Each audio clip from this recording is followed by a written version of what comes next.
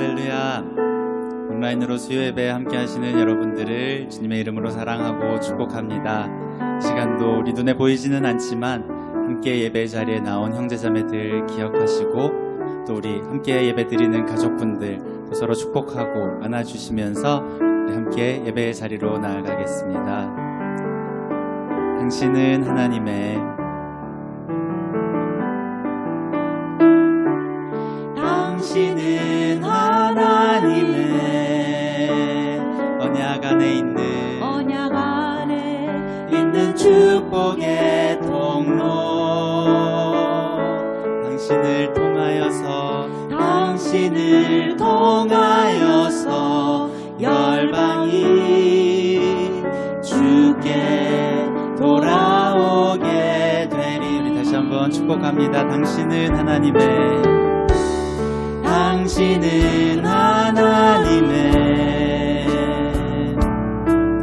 언약 안에 있는 축복의 통로 당신을 통하여서 열방이 주께 예배하게 되리. 사랑합니다. 축복합니다.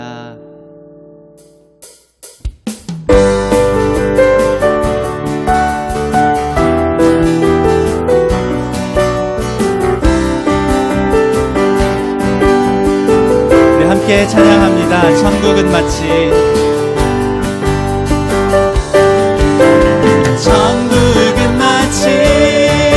밭에 감추인 보암 땅속에 묻힌 아무도 모르는 보석 천국은 마치 밭에 감추인 보암 땅속에 묻힌 모르는 보석이라네. 그 보석 발견한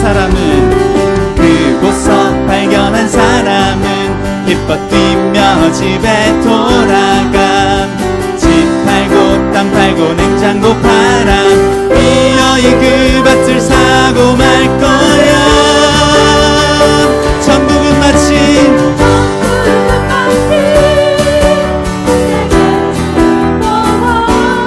땅속에 묻힌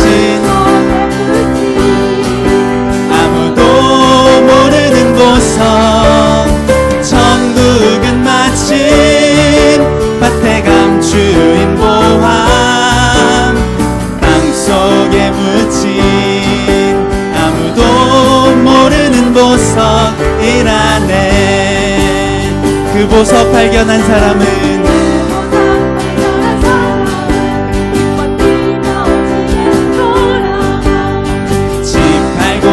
팔고 냉장고 팔아 기어이 그 밭을 사고 말 거야. 그날에 우리 주님께서 밤중에 찾아오실 때에 기름 준비된 자만이 잔치자리 들어가네. 그날에 우리 주님께서 밤중에 찾아오실 때에 기름 준비된 자만이 잔치자리 들어가네.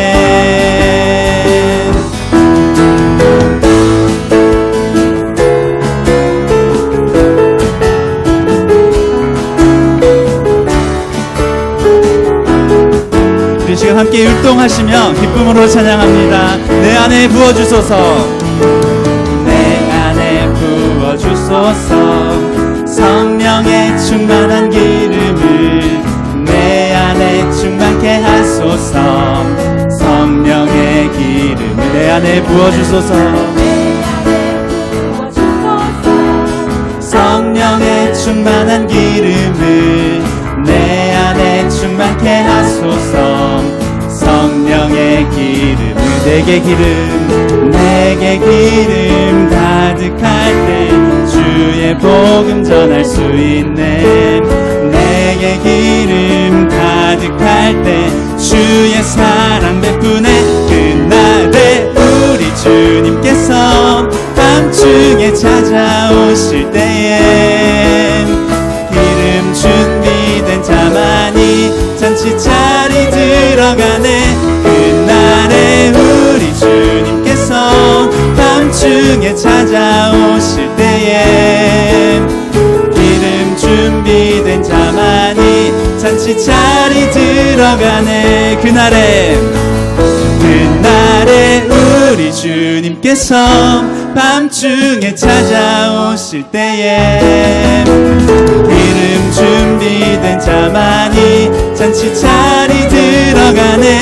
그날에 우리 주님께서 밤중에 찾아오실 때에 기름 준비된 자만이 잔치 자리 들어가네.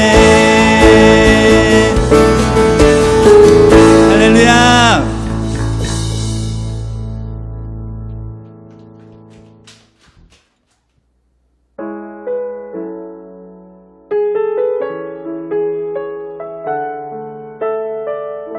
우리를 위하여 이 땅에 오신 주 예수 그리스도를 지금 기억하며 함께 찬양하겠습니다. 모든 능력과 모든 권세, 모든 능력과 모든 권세, 모든 것 위에 뛰어나신 주님, 세상이 증량할 수 없는 지혜로 모든 만물 창조하셨네. 모든 나라와 모든 보좌, 모든 나라와 모든 보좌, 이 세상 모든 경이로움보다 이 세상 모든 합친 보물보다 더욱 귀하신 나의 주님,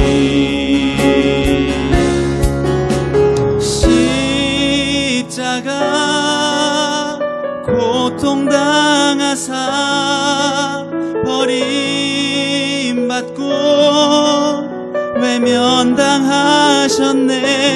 짓밟힌 장미꽃처럼 나를 위해 죽으셨네. 나의 주,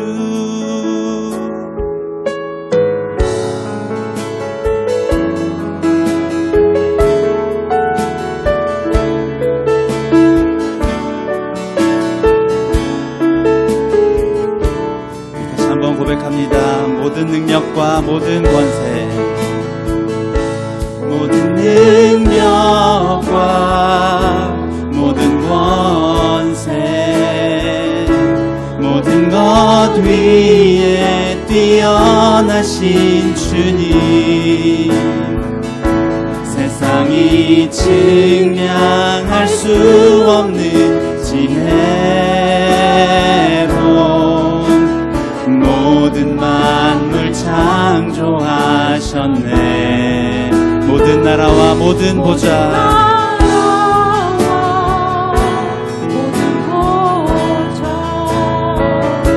이 세상 모든 경이로움보다 이 세상 모든 합친 보물보다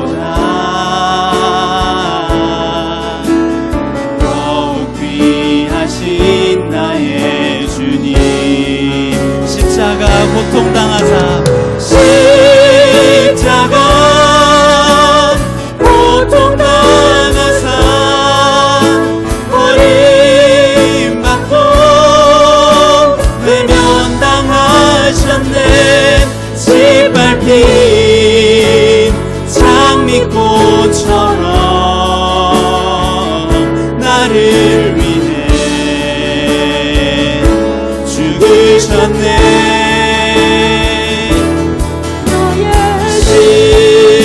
십자가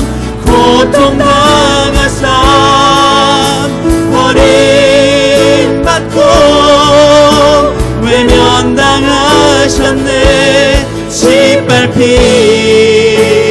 장미꽃처럼 나를 위해 죽으셨네. 나의 주 짓밟힌 장미꽃처럼 나를 위해 죽으셨네. 나의 주.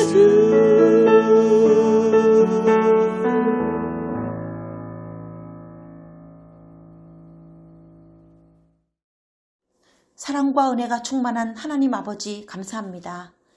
이 세상은 여러 가지 어려움으로 우리를 항상 힘들게 하지만 그 가운데서도 우리를 붙들어 인도하여 주시고 환난 가운데서도 하늘의 평강을 허락하여 주시니 감사합니다.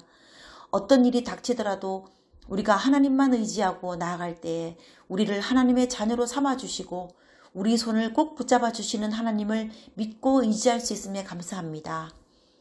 우리는 연약하여 각기 제 길로 갔으나 우리의 죄악을 사하여 주시는 하나님, 큰 은혜 가운데 살면서도 깨닫지 못하고 감사 대신 원망으로, 믿음 대신 불안으로 하나님을 전적으로 의지하지 못하는 우리의 연약함을 용서하여 주시옵소서.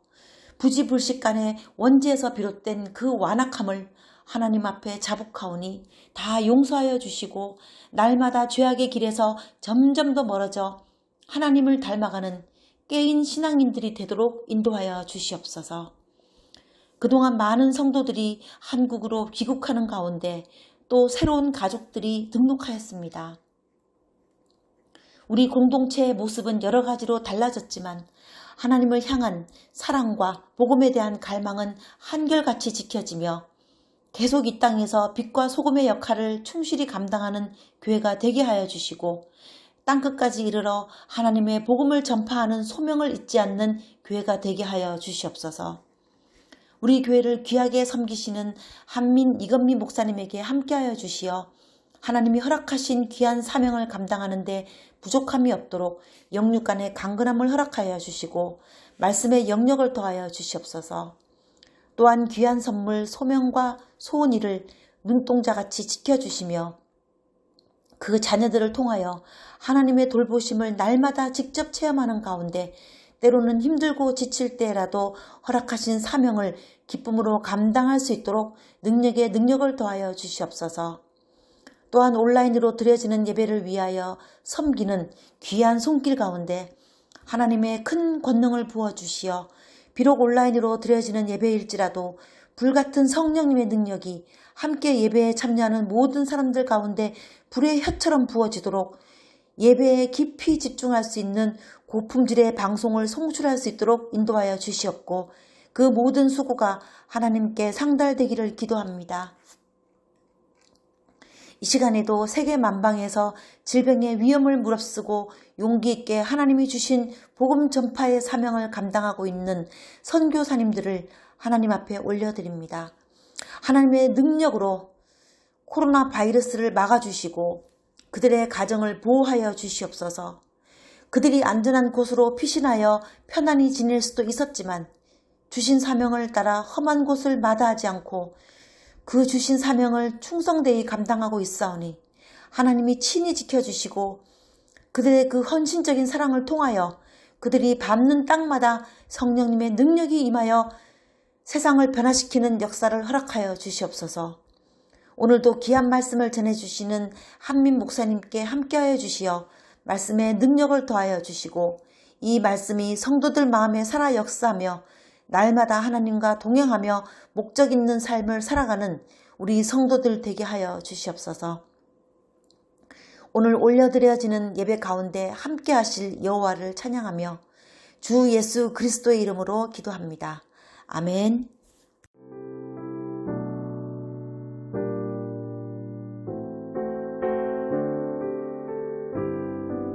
오늘 우리에게 주시는 하나님의 말씀은 사도행전 1장 1절에서 3절, 8절의 말씀입니다.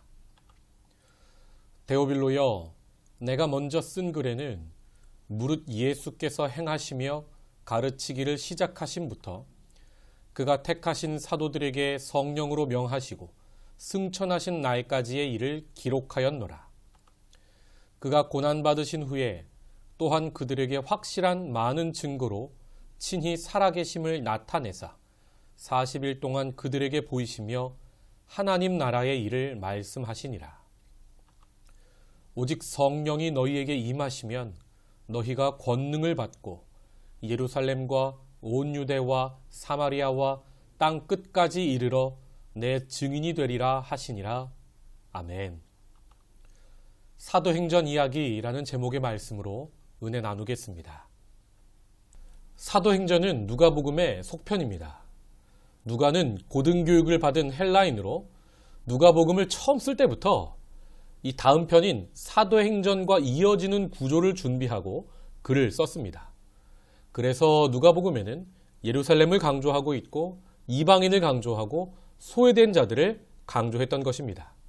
하나님 나라의 복음이 이제 이 예루살렘을 넘어서서 이방인들에게까지 전해질 것을 예고하고 있는 것입니다. 이 누가복음의 구조를 먼저 잠시 살펴보면 마가와 거의 동일한 것을 알 수 있습니다. 마가복음을 보면 갈릴리에서 3년, 그리고 예루살렘으로 올라가는 상경기 이야기, 그리고 예루살렘에서의 마지막 일주일, 그 안에 예수님의 십자가 죽음, 또 부활이 있는 것을 알 수 있습니다. 누가도 그 구조가 마가복음과 동일합니다. 전반부는 갈릴리에서의 예수님의 사역, 또 예루살렘으로 올라가시는 상경기 이야기, 누가는 특별히 상경기가 길죠. 그리고 마지막 일주일 예루살렘에서의 이야기입니다.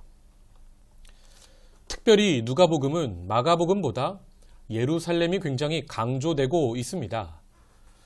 처음에 누가복음에 천사가 예수님 탄생하셨을 때 하늘에는 영광이요 땅에는 평화라고 온 우주에 가득한 하나님 나라를 선포하죠. 자, 그게 이제 갈릴리를 통해서 상경기를 통해서 예루살렘으로 모아지는 구조로 되어 있습니다. 이제 누가복음과 사도행전의 구조를 합쳐서 보겠습니다. 왼쪽이 누가복음, 오른쪽이 사도행전입니다. 사도행전의 구조를 가장 잘 나타내는 말씀이 사도행전 1장 8절의 말씀입니다. 오직 성령이 너희에게 임하시면 너희가 권능을 받고 예루살렘과 온 유대와 사마리아와 땅 끝까지 이르러 내 증인이 되리라. 아멘. 이 사도행전은 예수님의 이 말씀이 성령 받은 제자들을 통해 그대로 이루어지는 것을 구조적으로 설명하고 있습니다. 표를 보시면 예수님의 약속대로 성령이 임하십니다.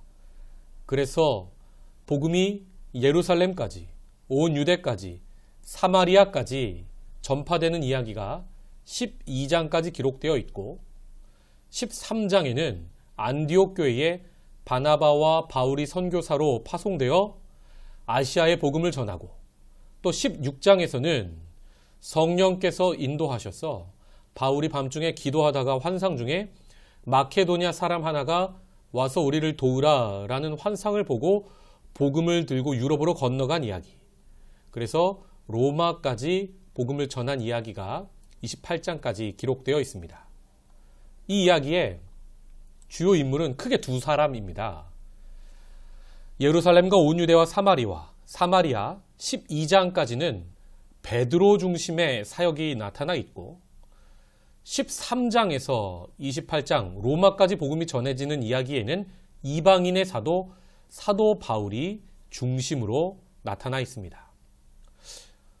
사도행전 28장을 보면 미완결로 끝이 나는데 그 미완결은 바로 우리 사도행전을 읽는 독자들에게 땅 끝까지 복음을 전하라고 바톤을 전하고 있는 것입니다.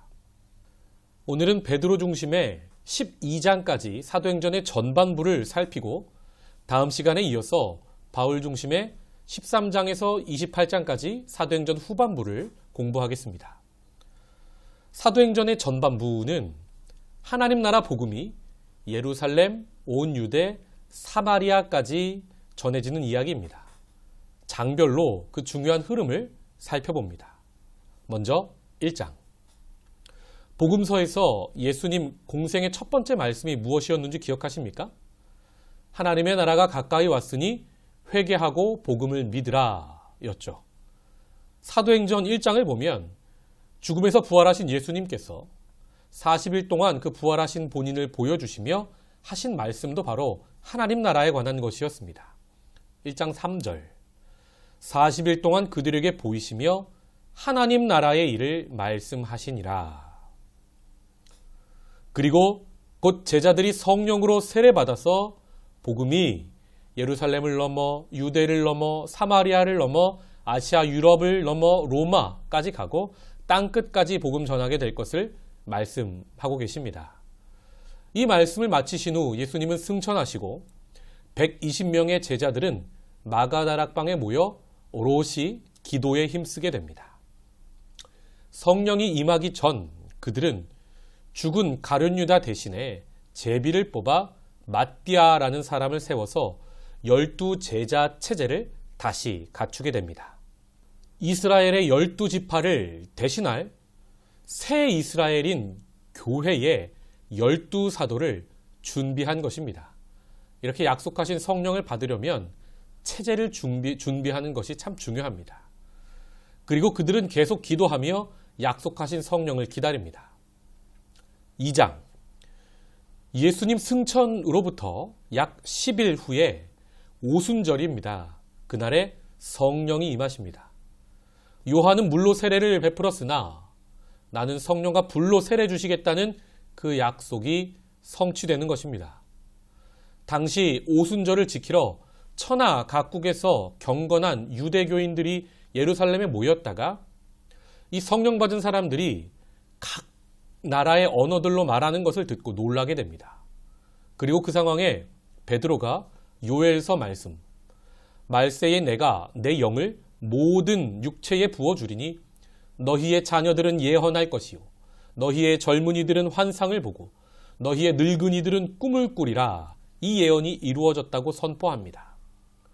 베드로가 계속해서 너희가 죽였던 그 예수를 하나님께서 다시 살리시고 우리의 주와 그리스도가 되게 하셨다고 담대하게 선포하자 그 설교를 듣던 사람들이 마음에 찔려서 우리가 어찌할 바를 모릅니다. 베드로가 이에 회개하고 예수 그리스도의 이름으로 세례를 받고 죄사함을 받으면 성령을 선물로 받을 것을 말합니다. 그래서 그날 세례받은 사람의 수가 3,000명이었습니다. 죽을까봐 예수님 모른다고 부인하고 도망하던 그 베드로가 성령 받으니까 완전히 변화되었고 또 그 변화된 베드로를 통해 성령의 역사가 가득하게 일어났던 것입니다. 3장. 오후 3시 기도 시간에 베드로와 요한이 성전에 올라가다가 미문 곁에서 구걸하던 날 때부터 걷지 못한 사람을 보고 이렇게 선포합니다. 베드로가 이르되 은과 금은 내게 없거니와 내게 있는 것을 내게 주노니 나사렛 예수 그리스도의 이름으로 일어나 걸으라. 베드로가 이 말을 하며 그의 오른손을 잡아 일으키자 그 사람이 걷고 뛰며 하나님을 찬송하게 되었습니다. 사람들이 이 일로 심히 놀라 솔로몬 행각에 모여 베드로의 설교를 듣습니다. 그날 이 기적과 베드로의 설교로 예수님을 믿은 사람이 5,000이나 되었습니다. 4장. 이 일로 유대교 종교 지도자들이 사도들을 불러서 신문합니다. 베드로와 요한이 두려워하지 않고 담대히 말하자 이 사람들이 본래 학문 없는 천한 사람으로 알았다가 종교 지도자들이 이상하게 여기게 됩니다. 종교 지도자들이 사도들을 죽이고 싶어도 백성의 눈치가 보여서 죽이지 못하고 사도들을 풀어줍니다. 그들은 더욱 담대히 하나님의 말씀을 전합니다. 하나님께서는 따르는 표적으로 이 말씀이 진리인 것을 함께 증거하십니다. 이렇게 예수님 명령 중에 첫 번째 지역 예루살렘에 하나님의 나라가 충만히 임하기 시작하는 겁니다. 믿는 사람들은 한 마음 한 뜻이 되어서 각자 자기 소유를 팔아서 사도들의 발 앞에 둡니다. 그래서 교회에 가난한 사람이 한 사람도 없었다고 본문은 말합니다. 그리고 이때 바나바도 등장합니다. 그가 자기 밭을 팔아 사도들 발 앞에 둡니다.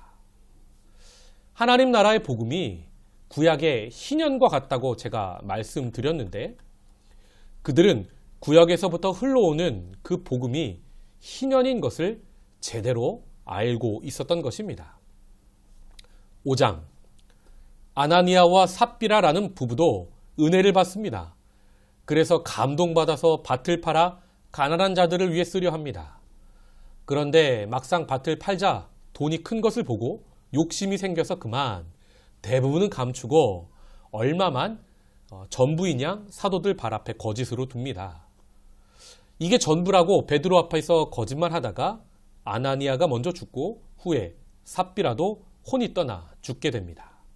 하나님께서는 그들에게 전부를 바치지 않았다고 그들을 죽이신 것이 아니라, 하나님은 예수님의 신부 같은 교회가 깨끗하기를 원하신다는 것을 이 사건을 통하여 보여주고 계신 것입니다. 그래서 많은 사람들이 두려워하며 복음을 가벼이 여기지 않게 되었습니다. 한편 유대 종교 지도자들의 핍박이 계속됩니다. 그 와중에서도 베드로와 사도들은 절대 복음 전파를 멈추지 않습니다. 6장, 교회에 매일의 구제가 있었는데 유대인 과부는 도와주고 헬라파 과부는 빠지는 사건이 발생합니다. 사도들이 너무 바빠서 교회 행정일이 엉망이 되었던 것입니다. 이에 사도들은 모든 행정은 내려놓고 말씀과 기도에 집중하기로 약속하고 교회 일을 맡길 믿음과 성령이 충만한 집사 7명을 그들이 뽑게 됩니다. 이에 예루살렘에 제자의 수가 심히 많아지고 허다한 제사장의 무리도 복음에 복종하게 됩니다. 7장, 7 집사 중 한 명이었던 스데반이 성령이 충만하여 하나님 나라 복음을 전파합니다. 너희가 하나님의 아들 예수를 십자가에 못 박았다. 내가 지금 보니까 그분이 살아계셔서 하늘 보좌 우편에 앉아 계신다. 선포하다가 그만 유대인들에게 돌에 맞아 죽게 됩니다. 이때 바울 되기 전에 사울이 증인이었습니다. 이 스데반의 일로 큰 핍박이 교회에 있었고 사람들이 예루살렘을 뒤로하고 온 유대로 사마리아로 흩어지게 됩니다. 8장, 하나님은 합력하여 선을 이루십니다. 핍박을 피해 도망친 자들이 온 유대의 사마리아에 복음을 전하도록 인도하셨던 것입니다. 복음이 예루살렘에만 머물지 않도록 핍박도 사용하십니다. 7 집사 중 두 번째였던 빌립은 사마리아로 도망갔다가 그곳에서 복음을 전합니다. 하나님은 표적을 베푸셔서 그곳에서 귀신이 떠나게 하시고 중풍병자가 낫게 하시고 못 걷는 사람이 걷게 하십니다. 이에 많은 사람들이 말씀을 듣고 기적을 보고 사마리아 사람들이 예수를 믿고 하나님 나라의 백성이 됩니다. 이 빌립 집사가 에디오피아 네시에게도 복음을 전했고 또 가이사랴까지 복음을 전해서 온 유대와 사마리아에 비로소 복음이 전파됩니다. 9장, 스데반 집사 순교로 시작된 큰 핍박에 가장 열심인 사람은 사울이었습니다. 그는 다마스커스에 예수 믿는 자들을 잡으러 가다가 그 도중에 빛 가운데에서 예수님을 만납니다. 사울아, 사울아, 네가 어찌하여 나를 박해하느냐? 주여, 니시오니까 나는 네가 박해하는 예수라. 이 일로 사울이 사흘 동안 눈이 멀어 금식하고 기도하며 회개합니다. 그리고 철저히 예수님이 누구신지를 깨닫습니다. 이 기간 동안 예수님은 아나니아라는 제자에게 나타나셔서 사울에게 가서 안수하고 그를 다시 보게 하라 말씀하십니다. 아나니아가 사울을 두려워하자 예수님이 이런 말씀을 하십니다. 사도행전 9장 15절 16절. 주께서 이르시되 가라. 이 사람은 내 이름을 이방인과 임금들과 이스라엘 자손들에게 전하기 위하여 택한 나의 그릇이라. 그가 내 이름을 위하여 얼마나 고난을 받아야 할 것을 내가 그에게 보이리라. 아멘. 이렇게 9장은 앞으로 이방인의 사도인 바울이 준비되는 모습을 미리 보여줍니다. 이 바울이 사도행전 후반부 13장에서부터 본격적으로 등장합니다. 10장, 가이사랴에 고넬료라 하는 로마 군대의 백부장이 있습니다. 이 사람이 하나님을 경외하고 백성들을 구제하고 항상 기도하기에 힘씁니다. 그가 기도 중에 하나님의 음성을 듣습니다. 하나님께서 고넬료에게 베드로를 보내겠다 말씀하십니다.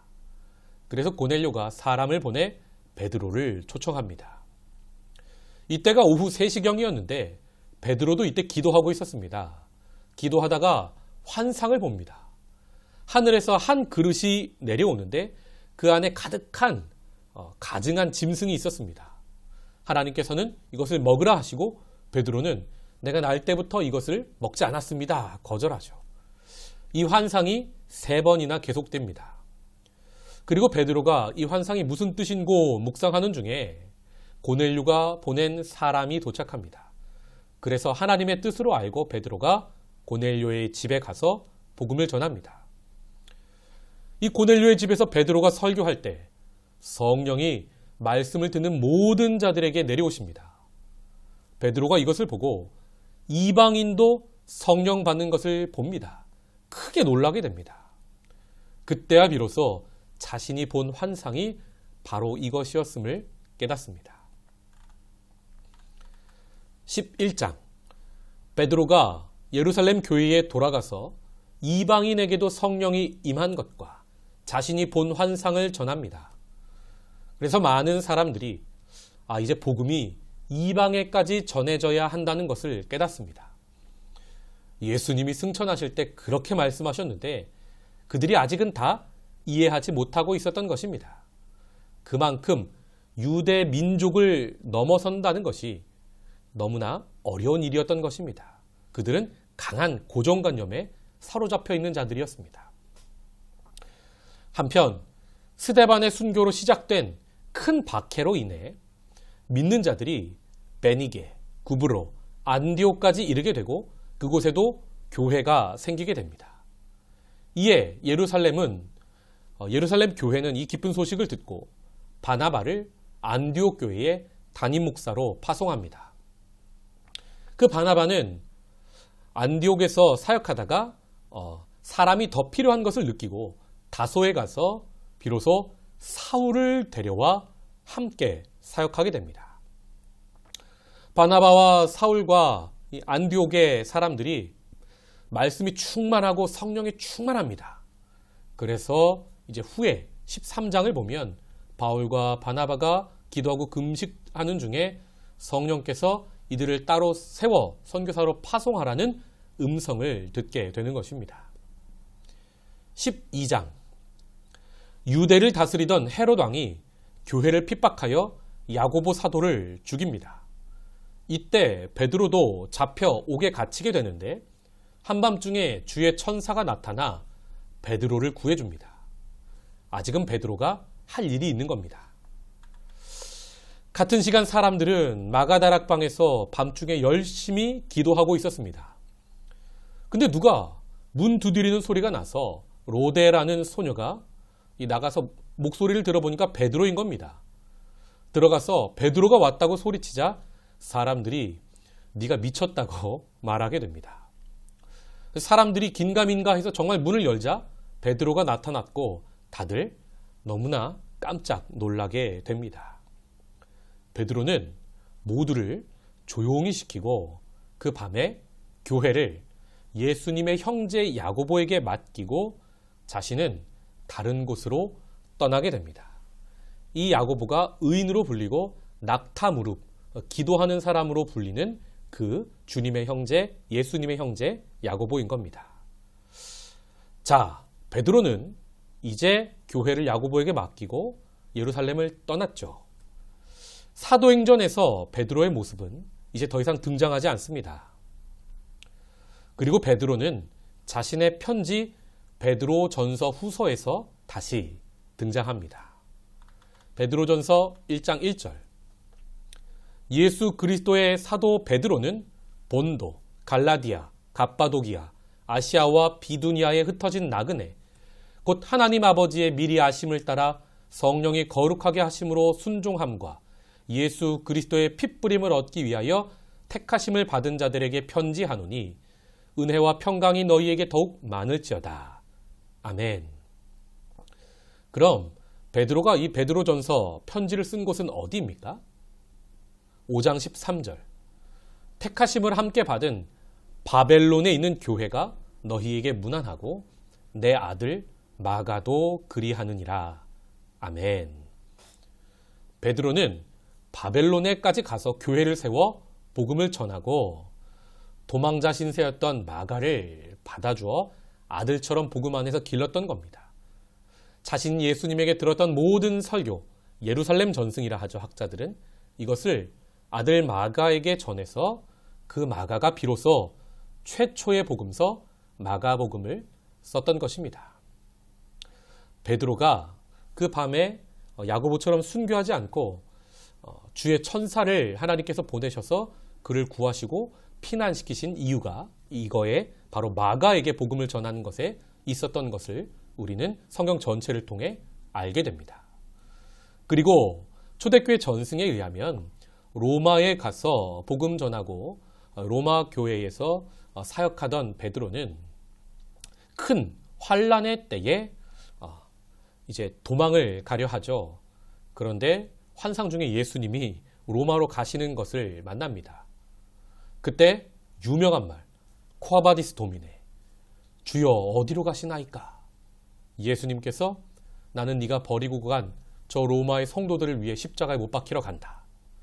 비로소 그때 이 베드로가 자신이 마지막에 로마에서 십자가에 못 박혀 죽는 것이 자기의 마지막 사명인 것을 깨닫고 돌아가서 내가 어떻게 예수님처럼 십자가에 똑바로 못 박힐 수 있습니까? 나를 거꾸로 십자가에 못 박아 주십시오. 하고 마지막 사명 순교를 감당하게 됩니다. 오늘은 1장에서부터 12장까지 사도행전의 전반부를 살펴보았습니다. 예수님의 승천, 성령의 임재, 그래서 하나님 나라의 복음이 예루살렘을 가득 채우고 온 유대와 사마리아까지 핍박을 통해서도 전파되는 것을 보았습니다. 여기서 중요하게 사용된 인물이 베드로입니다. 이제 사도행전 후반부 세계 선교에는 사도 바울이 본격적으로 등장하게 됩니다.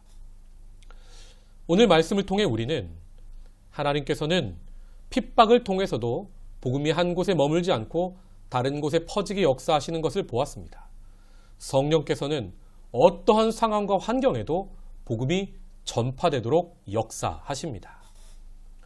또 예수를 믿는 자들이 핍박받고 새로 정착했던 곳에서 그 성령의 음성에 순종하여 복음을 전하는 것을 보았습니다.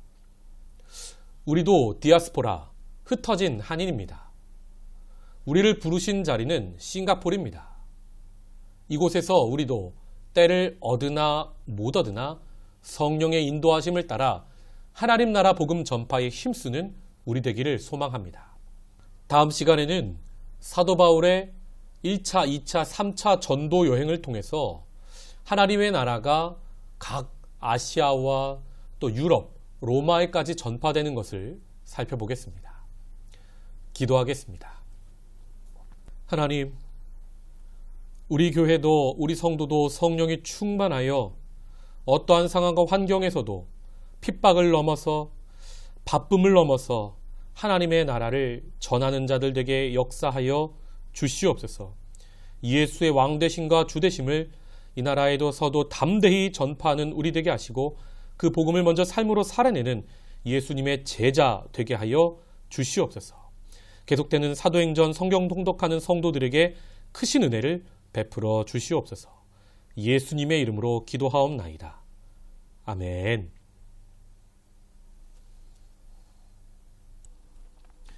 찬송가 510장 하나님의 진리 등대에 함께 찬양하겠습니다. 하나님의 진리 등대 길이 길이 빛나니 우리들도 등대되어 주의 사랑 비추세. 우리 작은 불을 켜서 험한 바다 비추세. 물에 빠져 헤매느니 건져내어 살리세. 죄의 밤은 깊어가고 성난 물결 설렌다. 어디 불빛 없는 가고 찾는 물이 많구나. 우리 작은 불을 켜서 험한 바다 비추세. 물에 빠져 헤매느니 건져내어 살리세. 너의 등불 돋우어라. 거친 바다 비춰라. 빛을 찾아 헤매느니 생명선에 건져라.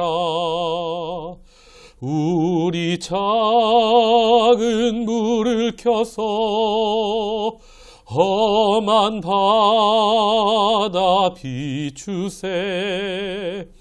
물에 빠져 헤매느니 건져내어 살리세. 아멘. 이제는 우리 구주 예수 그리스도의 은혜와 하나님의 사랑과 성령의 교통하심이 예수를 구주 삼고 하나님 나라의 복음을 살아내고 전하기로 다짐하는 아름다운 주님의 백성들 위에 이제로부터 영원까지 함께 하시기를 간절히 축원하옵나이다. 아멘.